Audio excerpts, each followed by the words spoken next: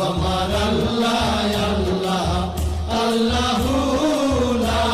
ইলাহা ইল্লাহু কাউসারের মালিক আপনি নবীদের সরদার